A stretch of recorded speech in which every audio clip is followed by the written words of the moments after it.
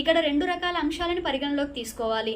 Number 1 వచ్చి అసలు actually మనకి మనంగా ఒక వ్యక్తికి ఏ విధమైన అపకారం తలపెట్టకపోయినా కేవలం మన యొక్క ఎదుగుదలని చూసి ఓర్వలేక సో ఎదుటి వాళ్ళు ఏ విధమైనటువంటి ఆ ద్వేషాన్ని ఆ శాపనార్థాలు ఎన్ని పెట్టుకున్నా కూడా అవి మిమ్మల్ని తాకను కూడా తాకలేవు, అది ఫిక్స్.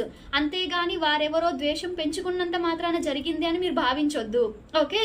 రెండవది, ఎప్పుడు అలా జరిగే ఛాన్స్ ఉంటుంది అంటే మీకు మీరుగా తెలిసి అవతలి వారికి బాధ కలుగుతుంది అనే విధంగా మీకు ఏ విధమైనటువంటి కలిసొచ్చేది లేకపోయినా కేవలం ఇతరుల బాధ కోసం మాత్రమే ఏదైనా నెగటివ్ మీరు చేసినప్పుడు దానికి ప్రతిస్పందనగా వారు గనక శాపనార్థాలు పెట్టినట్లయితే అవి ఖచ్చితంగా మీ జాతకంలో ఏదో ఒక నెగటివ్ గ్రహస్థితి ఓపెన్ అయినప్పుడు ఇది అది మాత్రము కలిపి ఖచ్చితంగా మనకి ఫలితాన్ని అందిస్తాయి.